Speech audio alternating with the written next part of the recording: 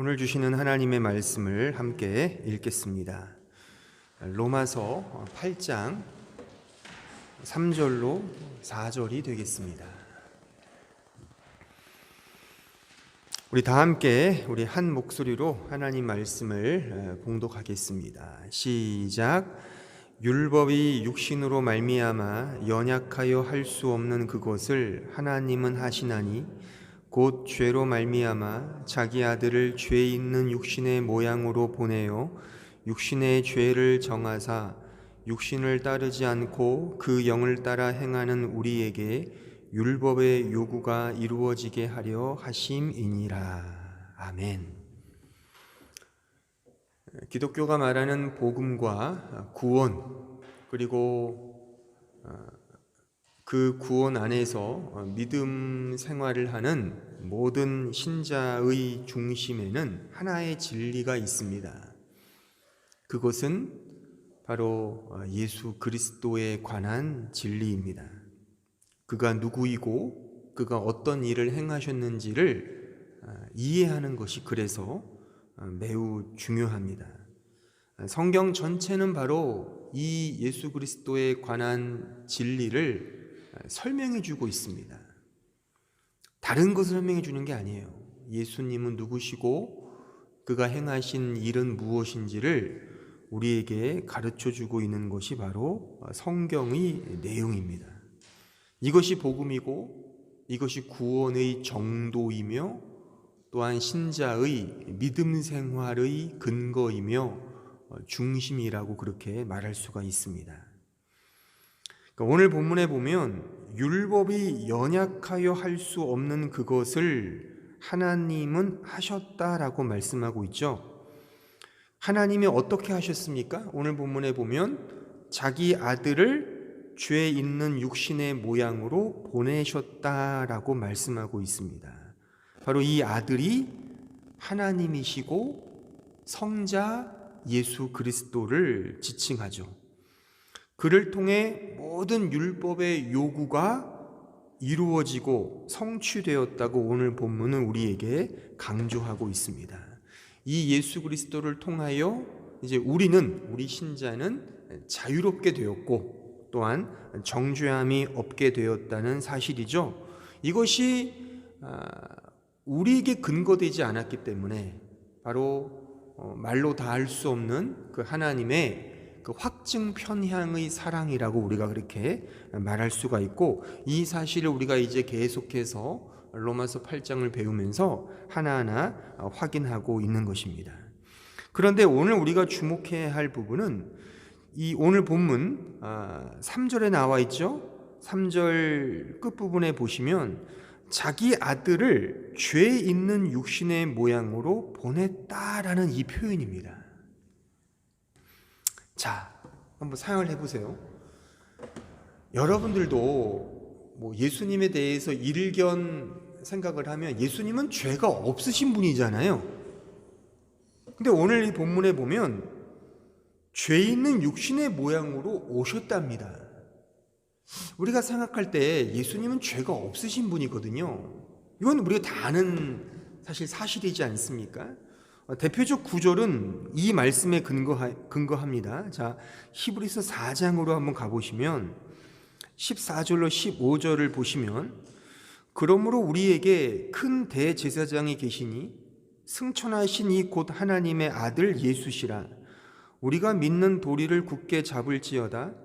우리에게 있는 대제사장은 우리의 연약함을 동정하지 못하실 이가 아니요 모든 일에 우리와 똑같이 시험을 받으신 이로되 죄는 없다, 이거예요. 이게 대표적인 근거 구절이에요. 또한 이 부분에 대하여 사도 베드로도 베드로전서 2장 22절에 보면 그는 죄를 범하지 아니하고 그 입에 거짓이 없다라고 말씀하고 있거든요. 그러니까 등등하여 예수는 죄인이 아닙니다. 심지어 이것을 논리적인 소위 말해서 죄의 유전학적인 측면에서 봐도 보세요. 예수님은 남자 없이, 즉 아담 없이 그 원죄를 범한 아담 없이, 남자 없이 성령으로 말미암아 동정녀의 몸에서 태어났잖아요. 그러니까 아담의 죄가 자연 생식법의 유전을 통하여 전가되었다고 이렇게 말한단 말이에요, 교리적으로. 그런데 우리가 알기에, 우리가 매주 신앙 고백을 하기에 예수 그리스도는 성령으로 잉태되어 동정녀의 몸에서 남자를 모르는 여자, 동정녀를 통해 이 세상에 오셨단 말이죠. 그러니까 예수님은 우리와 동일한 인간이시지만 죄가 없으신 인성을 취하신 인간이라는 겁니다. 이것을 우리는 인정하고 고백합니다. 교리적으로 그래요. 자, 그런데 오늘 본문에 보면 좀 당황스럽죠. 좀 의혹에 찬 문구를 만나게 되는 게, 제가 서두에서 말씀드린 자기 아들을 죄 있는 육신의 모양으로 보냈다, 이거예요. 이 부분을 영어 성경으로 보면 이렇게 돼 있어요. In the likeness of sinful men. 그러니까 죄된 본성을 가진 인간 형상이라는 거예요. 그러니까 이런저런 차포를 띄고 해석을 하면 그 죄인이라는 거예요, 죄인. 예수가 죄인이 되었다는 겁니다. 그럼 이걸 어떻게 우리가 히브리서나 다른 기타 말씀과 상치되잖아요, 충돌되잖아요.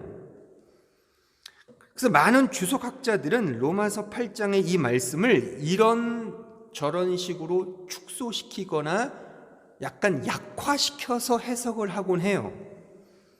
하지만 냉정하게 오늘 본문을 보면 하나님이 예수를 죄인으로 보내셨다라고 이해를 해야 되는 게 맞다는 말입니다. 하나님은 그리스도를 이 세상에 죄인으로 보내신 거예요.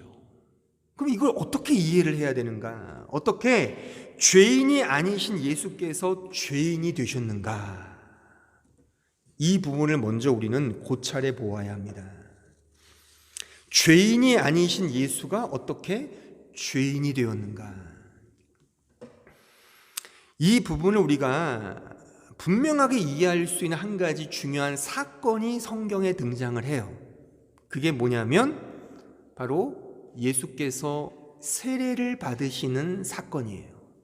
자, 마태복음 3장으로 한번 가보겠습니다. 3장 13절로 17절에 보시면, 이때 예수께서 갈릴리로부터 요단강에 이르러 요한에게 세례를 받으려 하시니 요한이 말려 이르되 내가 당신에게서 세례를 받아야 할 터인데 당신이 내게로 오시나이까? 예수께서 대답하여 이르시되 이제 허락하라. 우리가 이와 같이 하여 모든 의를 이루는 것이 합당하니라 하시니, 이에 요한이 허락하는지라 예수께서 세례를 받으시고 곧 물에서 올라오실새 하늘이 열리고 하나님의 성령이 비둘기같이 내려 자기 위에 임하심을 보시더니 하늘로부터 소리가 있어 말씀하시되 이는 내 사랑하는 아들이요 내 기뻐하는 자라 하시니라. 여기에 중요한 문구는 15절 끝에 있죠. 그러니까 세례를 받으시는 그 이유를 모든 의를 이룬다. 여기 의가 디카이오 순회예요. 그 하나님의 복음, 복음의 의, 구원의 의, 하나님이 세우신 구원 경륜의 의를 의미하는 거예요. 그러니까 이것을 위해서 예수께서 세례를 받으셨다는 거예요. 자, 잘 생각해 보세요. 이 세례를 왜 받습니까? 그러니까 세례를 받는 일반적인 이유는 죄를 씻기 위해서 받는 거예요.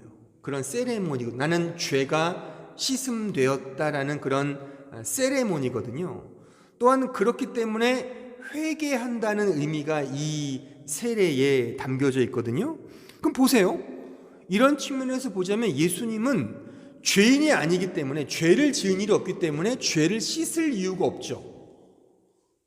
또한 그렇기 때문에 회개한다는 것도 어불성설이죠.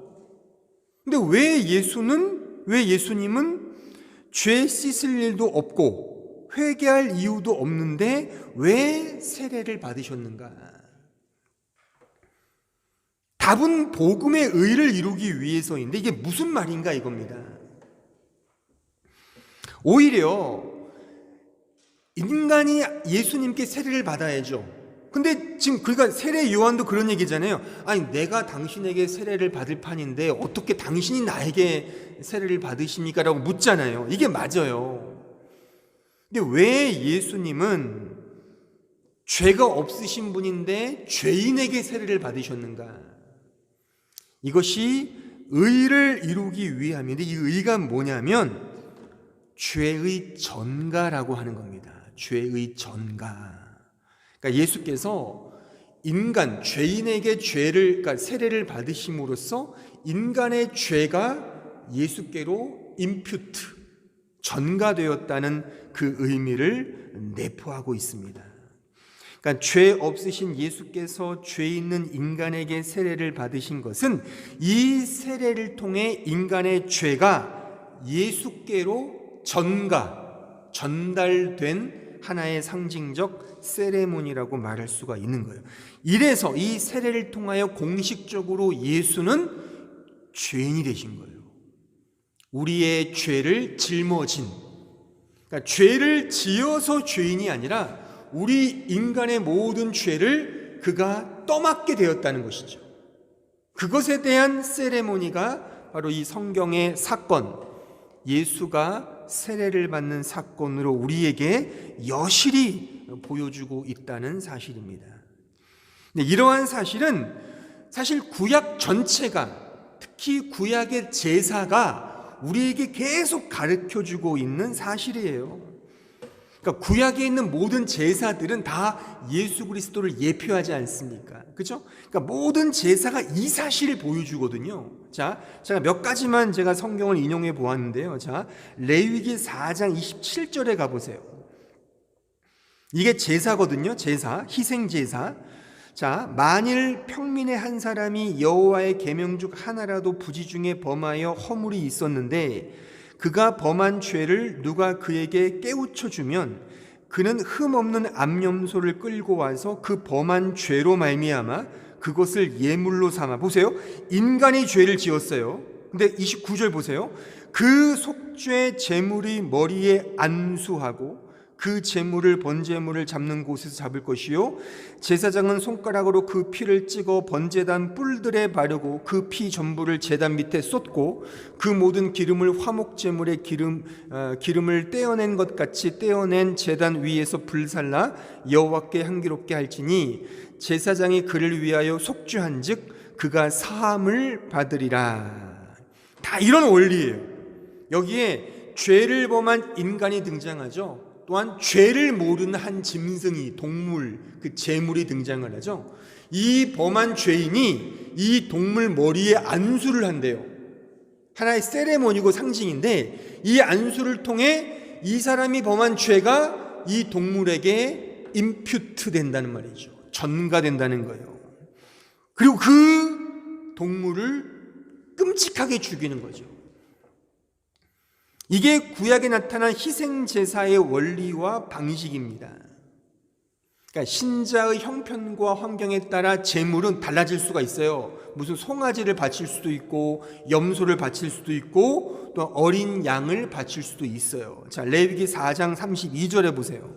그가 만일 어린 양을 속죄 제물로 가져오려거든 흠 없는 암컷을 끌어다가 그 속죄제 제물이 머리에 또 동일하죠. 안수하고, 이게 죄의 전가를 말하는 거예요.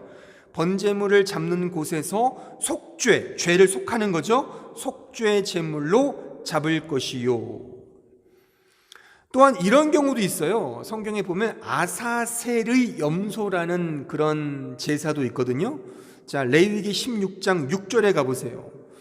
아론은 자기를 위한 속죄죄의 수송아지를 드리되 자기와 집안을 위하여 속죄하고 또 그 두 염소를 가지고 회막문 여호와 앞에 두고 두 염소를 위하여 제비를 뽑되 한 제비는 여호와를 위하여 한 제비는 아사셀을 위하여 할지며 아론은 여호와를 위하여 제비 뽑은 염소를 속죄제로 드리고 아사셀을 위하여 제비 뽑은 염소는 산채로 여호와 앞에 두었다가 그곳으로 속죄하고 아사셀을 위하여 광야로 보낼지니라. 여기 아사셀의 뜻은 내보낸다라는 뜻이에요. 내보낸다. 그러니까 내보내는, 그러니까 버린다 이거죠. 버리는 염소란 뜻입니다. 아사셀이. 그러니까 제비를 뽑아서 염소를 이제 선정을 하는데 그 아사셀로 선정된 염소를 광야로 내보내는 거예요. 그러니까 이건 뭘 의미하냐면 죽도록 내버린다는 겁니다. 버린다는 거예요. 왜요? 속죄의 의미로 이렇게 한다는 겁니다. 근데 그 형식도 아주 똑같아요. 자, 16장 21절 보세요. 아론은 그의 두 손으로 살아있는 염소의 머리에 안수하여, 죄의 전가를 의미하는 거예요. 안수하여 이스라엘 자손의 모든 불의와 그 범한 모든 죄를 아뢰고 그 죄를 염소의 머리에 두어 미리 정한 사람에게 맡겨 광야로 보낼지니, 죽도록 보낸다는 거죠. 염소가 그들의 모든 불의를 지고 접근하기 어려운 땅, 광야죠. 광야에 이르거든 그는 그 염소를 광야에 놓을지니라. 죽도록 내버린다는 겁니다. 이것이 아사셀의 염소입니다. 여기에 중요한 포인트는 안수죠. 이 안수라는 세레모니. 그러니까 이 세레모니를 통해 이 죄 지은 사람의 죄가 이 죄 없는 짐승에게 전가된다는 사실입니다. 이처럼 인간의 죄를 안고 죽는 어린 양, 인간의 죄를 짊어지고 광야로 죽도록 내버려지는 아사셀의 염소, 이 어린 양과 이 아사셀의 염소는 다름 아닌 예수 그리스도를 예표합니다. 그래서 세례 요한이 자신에게 세례를 받으러 오는 예수를 향하여 뭐라고 고백하죠? 자, 요한복음 1장 29절에 보세요. 이튿날 요한이 예수께서 자기에게 나오심을 보고 이르되 보라, 세상 죄를 지고 가는 하나님의 어린 양이구나. 따라서 우리는 이렇게 정리할 수 있어요. 예수 그리스도는 우리를 위해 죄인 된 겁니다. 그가 죄를 지어 죄인이기 때문에 죄인이 아니라 죄가 없으시지만 우리에 대한 한량없는 은혜와 사랑으로 스스로 죄된 육신의 모양이 되신 거예요. 그래서 이 본문에 의하면 죄인이 맞아요. 죄를 지어서 죄인이 아니라 우리의 모든 죄를 그가 담당하신 거예요. 그런 의미에서 예수 그리스도는 완전한 하나님이시면서 동시에 완전한 우리의 실존까지, 우리의 모든 죄 짓는 실존까지 끌어안은 채 완전한 인간이신 겁니다. 이 신인의 양성을 우리는 믿음으로 고백하는 거예요. 어느 것 하나 고백하지 않으면 그런 자를 가리켜서 뭐라 그러죠? 이단이라고 하는 거죠.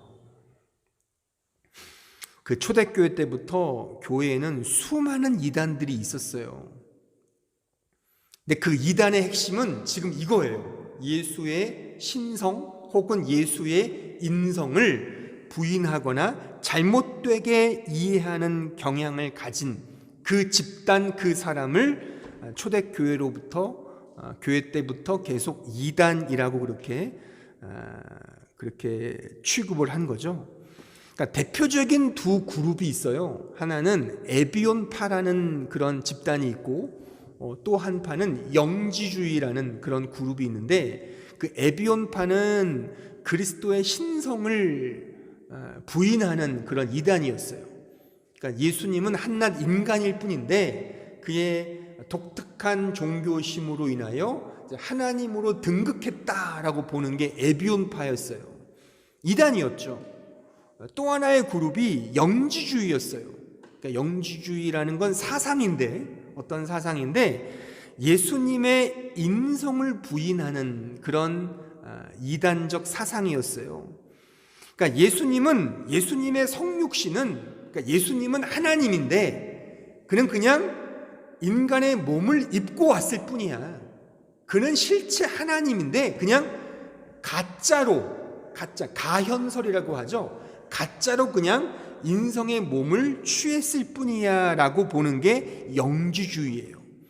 영지주의의 특징은 영혼은 고귀한 거고 육체는 저급한 거라는 식의 매우 극단적 이분법을 주장했던 그런 학파였습니다.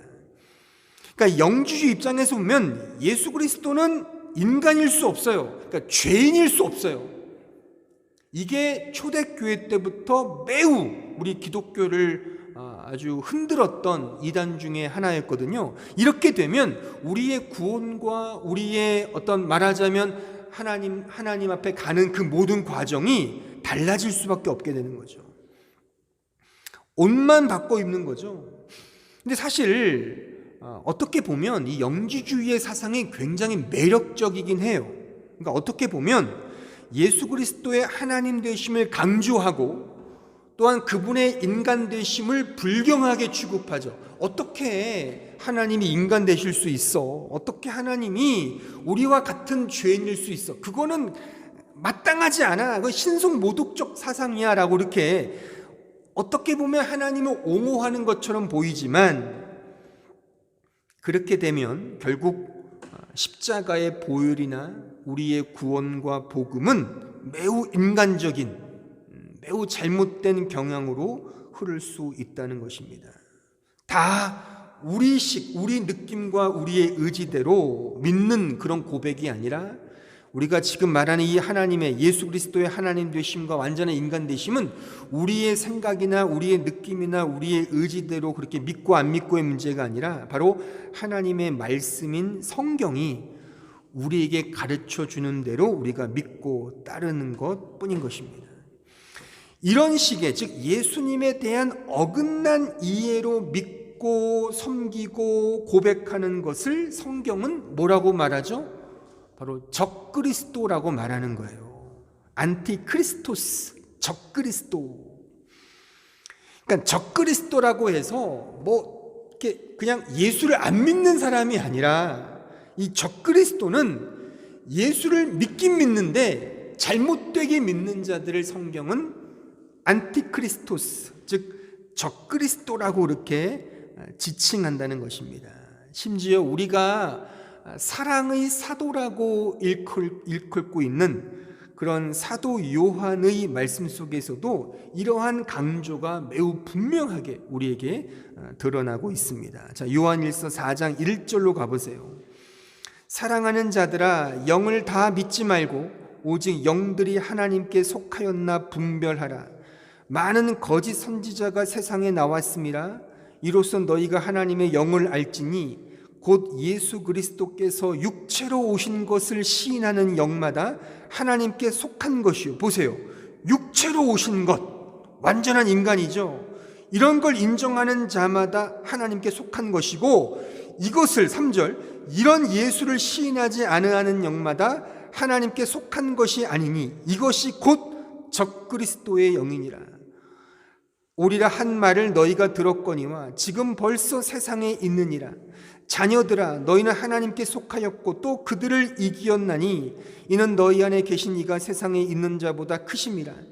그들은 세상에 속한 고로 세상에 속한 말을 하매 세상이 그들의 말을 듣느니라. 우리는 하나님께 속하였으니 하나님을 아는 자는 우리의 말을 듣고 하나님께 속하지 아니한 자는 우리의 말을 듣지 아니하나니 진리의 영과 미혹의 영을 이로써 아느니라.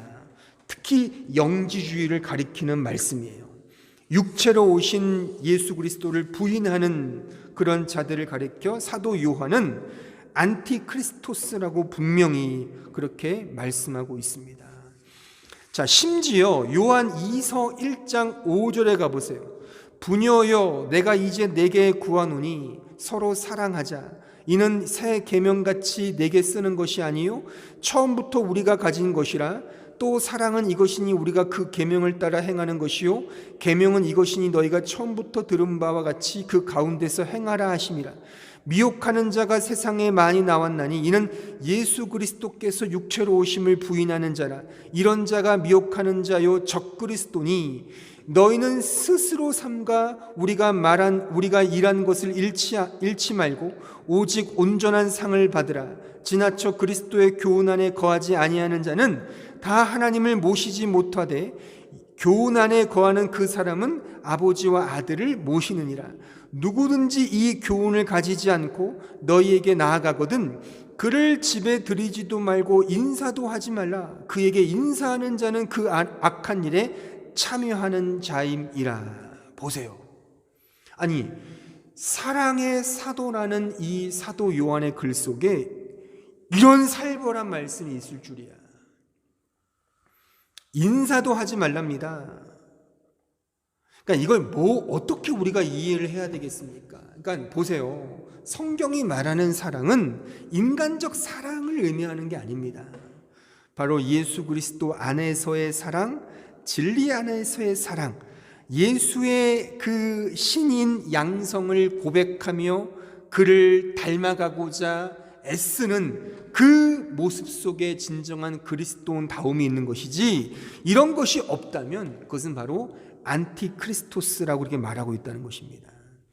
여기에 이 안티라고 하는 이 단어는 뭐뭐 대신에라는 그런 의미가 담겨져 있어요.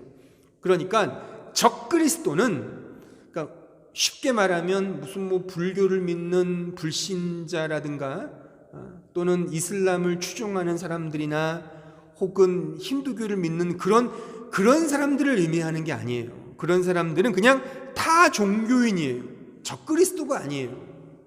적그리스도는 교회 안에 있습니다.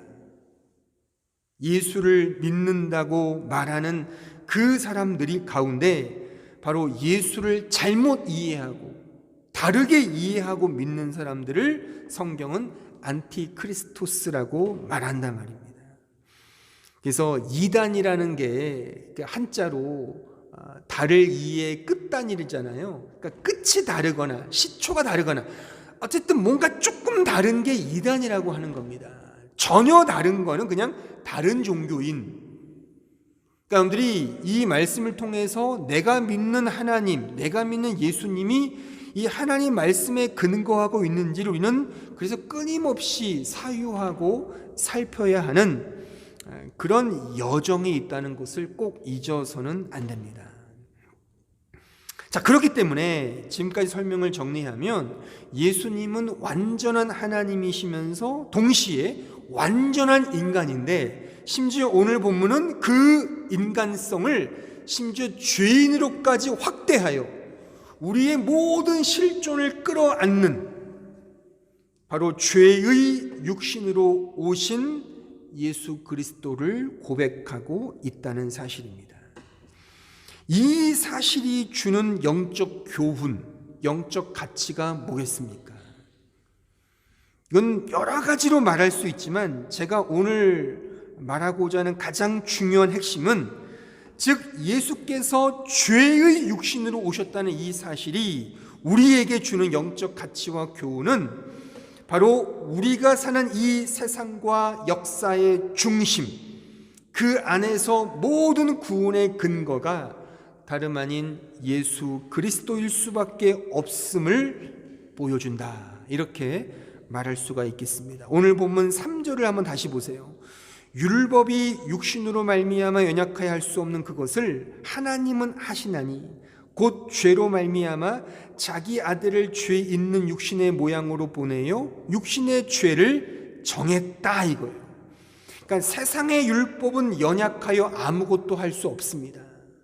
그러나 하나님은 하신다는 거예요. 바로 그 예수를 완전한 육신으로, 죄 있는 육신의 모양으로 오게 하시사 그를 이 모든 역사, 히스토리, 이 모든 역사와 이 세상의 중심으로 세우셨다는 사실입니다. 세상의 중심은 인간이 아닙니다. 세상과 역사의 중심은 강대국이 아니에요.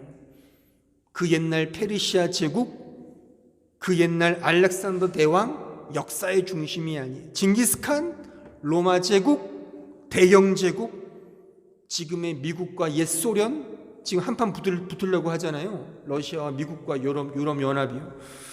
그런 강대국이 이 역사와 세상의 중심이 아닙니다. 세상과 이 역사의 중심은 바로 예수 그리스도예요. 이 세상과 역사의 이 세상과 역사를 잇게 하는 어떤 세 가지 꼭지점을 저는 창조와 구속과 종말이라고 보고 싶어요. 그 각각의 꼭지점의 중심에 바로 예수 그리스도가 정초되어 있습니다. 창조의 빛으로 예수 그리스도께서 이 세상을 창조하셨어요.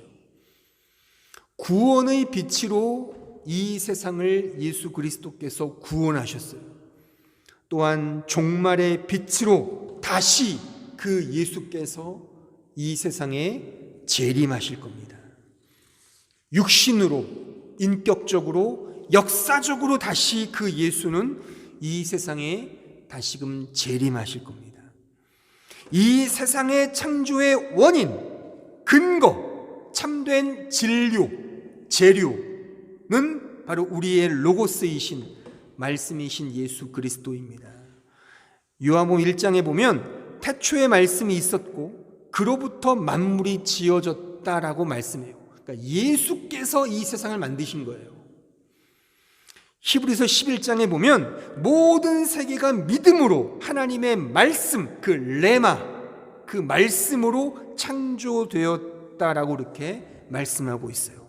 그러니까 모든 세상과 역사의 시작은 예수 그리스도부터 시작됩니다. 동일하게 구원의 원인, 구원의 근거, 구원의 참된 진료 역시도 완전한 하나님이시요 완전한 인간이신 예수 그리스도께서 이루셨고 완성하셨습니다. 심지어 완전한 인성을 취하셨죠. 죄인 되시기까지, 죄인 되셔서 이 모든 구원을 완성하신 거예요. 인간인 우리가 스스로 깨닫고 변화돼서 구원받는 게 아니에요. 예수가 우리처럼 되셔서, 예수가 우리의 죄를 친히 담당하셔서 완전한 구원을 이루신 겁니다. 그래서 이 구원을 무로부터의 창조, 없음으로부터의 창조로까지 그렇게 성경은 표현하고 있는 것입니다. 자, 고린도후서 4장 5절 보세요. 우리는 우리를 전파하는 것이 아니라 오직 그리스도 예수의 주 되신 것과 또 예수를 위하여 우리가 너희의 종된 것을 전파함이라. 어두운 데에 빛이 비치라 말씀하셨던 그 하나님께서 예수 그리스도의 얼굴에 있는 하나님 영광의 빛, 아는 빛을 우리 마음에 비추셨다. 거기 6절 다시 보세요. 어두운 데에 빛이 비치라. 거기 밑에 각주에 뭔가 있죠. 각주에 뭐라고 써 있어요? 창세기 1장 3절 써 있을 겁니다. 그게 뭐예요? 창세기 1장 3절이 하나님이 이르시되 빛이 있으라, 빛을 창조하시는 하나님의 말씀이거든요. 그 말씀을 그대로 사도 바울이 인용하고 있다는 거죠. 이게 뭔 말이냐면 빛이 있으라는 말씀으로 무에서 유가 창조된 것처럼 우리의 구원이 그와 같다는 거죠. 예수 그리스도의 아는 빛이 우리 마음에 비추어서 우리가 구원을 얻었다는 겁니다. 내가 깨닫고 내가 노력해서 구원받은 것이 아니라 예수가 우리처럼 육신을 입고 이 세상에 오셔서 죄인 되셔서 그가 이 모든 것들을 짊어지고 어린 양처럼 아사셀의 그 염소처럼 되셔서 이 모든 구원을 이루셨다는 겁니다. 동시에 동일하게 마지막으로 바로 이 역사의 끝인 종말 역시도 예수 그분이 재림하시는 거예요. 바로 그리스도의 로고스로 이 세상을 창조하셨듯이 그리스도의 완전한 육체로 이 세상에 오셔서 완전한 구원을 이루셨듯이 향후에 그리스도 예수께서는 다시 파루시아 재림하실 겁니다. 그래서 모든 것들을 심판하시고 완성하실 거예요. 그런 의미에서 바로 예수 그리스도가 이 세상과 역사의 중심이라고 말할 수가 있는 겁니다. 특별히 하나님이신 그분이, 육신이 되신 그분이 바로 재림 때에 그 인격적 그 모습으로, 육체를 가지신 그 모습으로, 가시적으로 눈에 보이는 그 재림으로 이 세상에 다시금 오실 겁니다. 사도행전 1장 9절, 잠깐 몇 가지 인용의 말씀을 제가 적어놨는데, 자 9절로 11절에 보세요. 이 말씀을 마치시고 그들이 보는데 올려져 가시니 구름이 그를 가리워 보이지 않게 하더라. 올라가실 때 제자들이 자세히 하늘을 쳐다보고 있는데 흰 옷 입은 두 사람이 그들 곁에 서서 이르되 갈릴리 사람들아 어찌하여 서서 하늘을 쳐다보느냐. 너희 가운데서 하늘로 올려지신 이 예수는 보세요. 하늘로 가심을 본 그대로 오시리라. 파루시아, 재림을 의미하는 거예요. 히브리서 9장 27절 보세요. 한 번 죽는 것은 사람에게 정해진 것이요 그 후에는 심판이 있으리니 이와 같이 그리스도도 많은 사람의 죄를 담당하시려고 단번에 들이신 바 되셨고 구원에 이르게 하기 위하여 죄와 상관없이 자기를 바라는 자들에게 두 번째, 이게 재림이거든요. 두 번째 나타나신다. 요한계시록 1장 7절 보세요. 볼지어다 그가 구름을 타고 오시리라. 각 사람의 눈이 그를 보겠고, 가시적으로 본다는 거예요. 그냥 상징이 아니에요. 본다는 거예요. 그를 찌른 자들도 볼 것이요 땅에 있는 모든 족속이 그로 말미암아 애곡하리니 그러하리라. 아멘. 주 하나님이 이르시되 나는 알파와 오메가라. 이제도 있고 전에도 있었고 장차 올 자요 전능한 자라. 자, 여기 보세요. 예수께서 어떤 식으로 오실지는 비밀입니다. 저도 몰라요. 지금 여기에 무슨 구름 타고 오신다고 그래서 무슨 손오공처럼 오시나? 그건 모르겠어요. 그거는 비밀입니다. 저도 모릅니다. 또 이 재림에 관련해서 다양한 학설들이 많아요. 무슨 무천년설, 전천년설, 후천년설, 또 7년 대환란이 있고 무슨 공중 휴거가 있잖아요. 구름 타고 하늘로 올라가는 휴거설도 있고 여러 가지 학설들이 재림과 관련해서 많은데 다 몰라요. 그거는 그냥 상징적인 표현이고 정말 무슨 어떤 식으로 나타날지는 모르겠어요. 어떻게, how to는 사실 비밀이지만 분명한 것 하나, 주님의 파루시아, 그의 재림, 그의 커밍은 어떻게 오실지는 비밀이지만 역사적 재림은 확실하다. 그의 인격적, 그의 육체적, 그의 가시적 재림, 오심은 분명하다라고 하는 사실입니다. 그런데 재밌는 사실은 예수께서 이 세상에 처음 초림하실 때, 아기 예수로 오셨을 때, 그래서 그가 공생애를 시작하셨을 때 보세요. 많은 사람들은 예수가 그 메시아다, 예수는 그리스도다 라고 믿는 자는 별로 없었어요. 그의 육체로 오심을 아무도 몰랐다는 사실이에요. 심지어 예수님을 따라다녔던 제자들 역시도 예수님의 이런 분 예수를 믿지 않았어요. 나중에 가서 성령의 임재를 통해 그들의 눈이 밝아져서 그리스도의 영광의 빛이 그들을 비췄을 때, 그때서야 그분이 진짜 그리스도구나 라고 고백했던 것입니다. 이런 사실로 비춰본다면 앞으로 오실 예수님의 재림, 그의 두 번째 나타남, 과연 얼마나 알고, 얼마나 믿고, 얼마나 따를까? 여러분들은 예수님의 육신적 재림을 진짜 믿으십니까? 그가 육신으로 이 세상에 오셔서 우리를 위해 죽으셨다는 사실을 많은 사람이 믿지 않았어요. 여전히 지금도 믿지 않아요. 과연 예수님의 재림을 동일하게 믿을까? 예수님의 인격적 재림, 그가 이루실 하나님의 나라에 대해서 많은 사람들은 매우 추상적이고 관념적으로 몽환적 개념으로 다 이해하고 있습니다. 하나님 나라의 완성을 하나의 정치적 사건, 혁명, 그 사회의 유토피아 건설로 이해해요. 진짜 예수님의 육신의 재림을 믿는 신학자들은 별로 없어요. 그런 나라를 이루는, 그런 유토피아를 건설하는 것, 또한 그런 것을 건설하고자 하는 인간의 선한 욕망, 그런 의지, 그것을 파루시아라고 이해를 해요. 그런 도덕적 반성, 윤리적 실천, 이것을 가능케 하는 종교적, 정신적 메타노이아, 혁명, 이런 것을 하나님의 나라, 예수의 재림으로 이렇게 오버랩해서 이해하지, 진짜 인격적 예수님의 재림, 그의 강림, 그의 오심을 이해하는 사람들은 굉장히 드물다라고 하는 사실이에요. 여러분들은 과연 이 예수님의 육신의 오심을 얼마나 기대하고 고대하고 있습니까?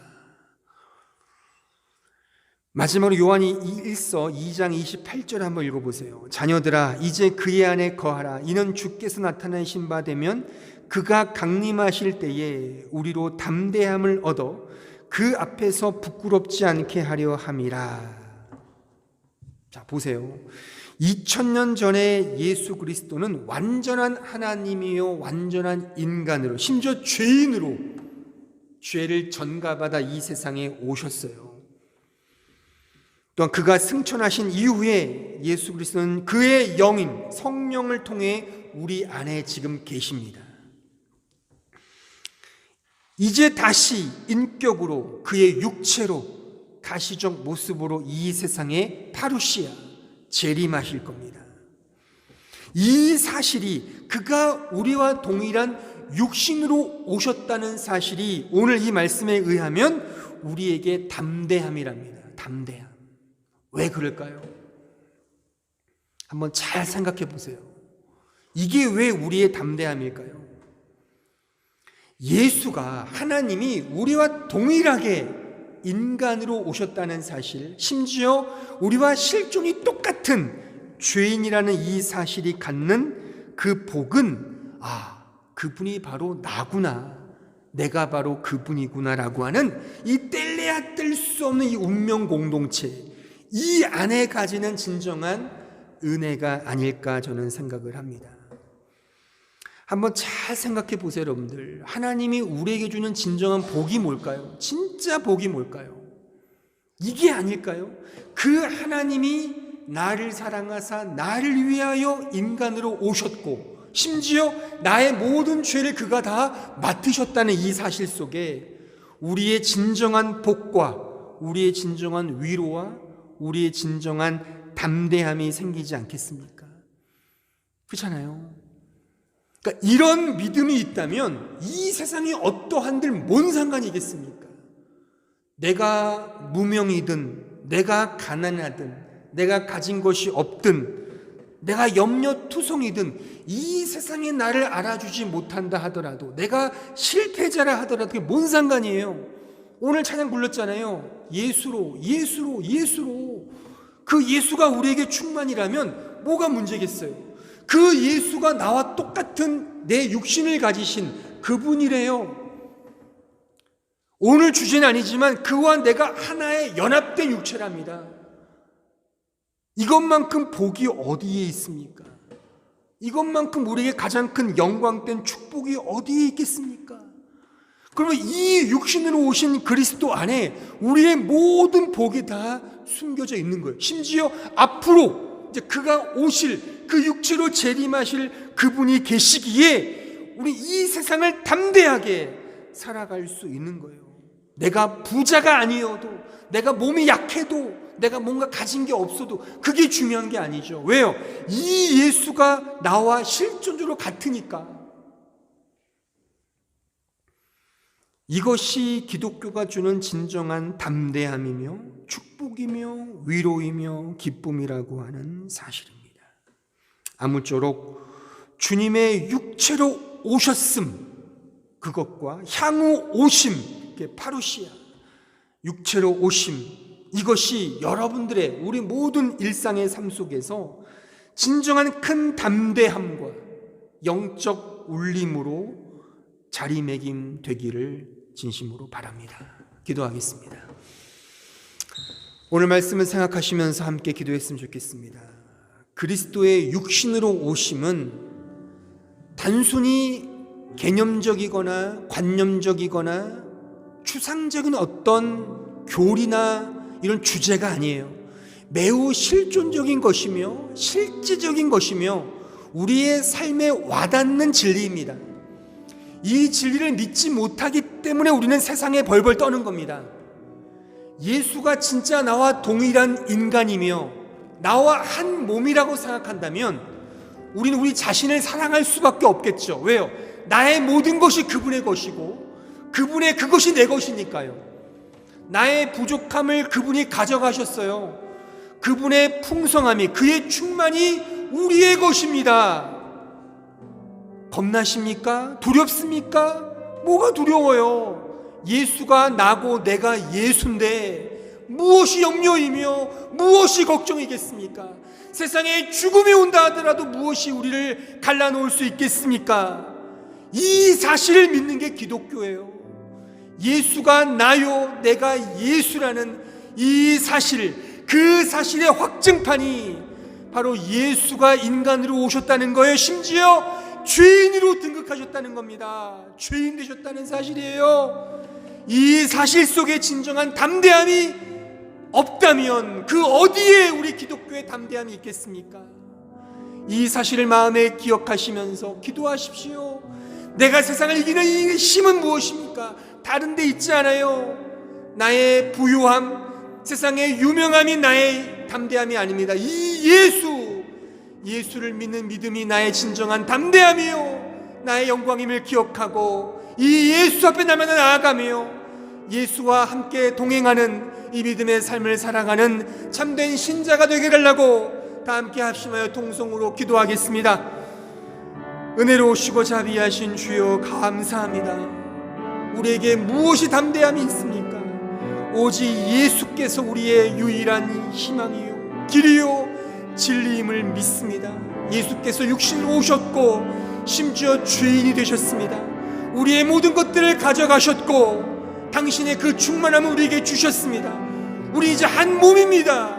운명 공동체입니다. 뗄래야 뗄 수가 없습니다. 세상에 그 어떠한 것도 갈라놓을 수가 없습니다.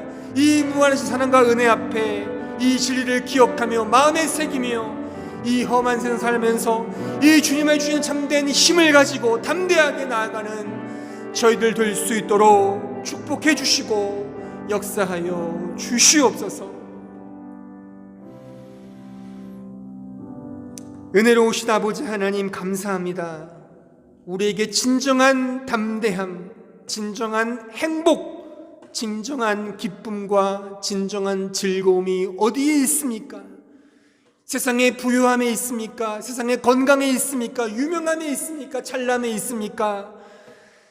세상 사람들이 놀라는 그곳에 있습니까? 아닙니다. 그곳에 있지 않습니다. 바로 예수 그리스도 안에 있습니다. 우리 안에 계신 예수 안에 있습니다. 우리의 부족함, 우리의 죄, 우리의 모든 것들을 당신께서 가져가셨습니다. 우리의 모든 것을 전가받으셨고 당신의 의를 우리에게 전가해 주셨습니다. 이제 우리는 육체로 오실 예수를 믿음으로 바라봅니다. 이 세상이 아닙니다. 세상의 유토피아가 아닙니다. 오직 당신 안에 있는 그 하나님의 나라입니다. 그러기에 이 세상을 담대하게 나아갈 수 있고 살아갈 수 있습니다. 그 용기를 가지고 한 주간 믿음으로 살아내는 우리 모든 성도들 될 수 있도록 축복하여 주옵소서. 우리가 어떤 처지와 어떤 환경에 있든 당신과 우리 사이를 갈라놓을 것은 아무것도 없습니다. 당신께서 우리를 붙들고 계시며 당신이 곧 우리이고 우리가 곧 당신 한 몸이 되었음을 성경이 강조합니다. 이 진리를 마음에 품고 그 어떠한 형편과 삶을 살든지 낭망하지 말고 낙심하지 말고 염려하지 말고 이 믿음 붙들고 살아가는 저희들 될 수 있도록 인도하여 주시옵소서. 예수님의 이름으로 기도하옵나이다. 아멘.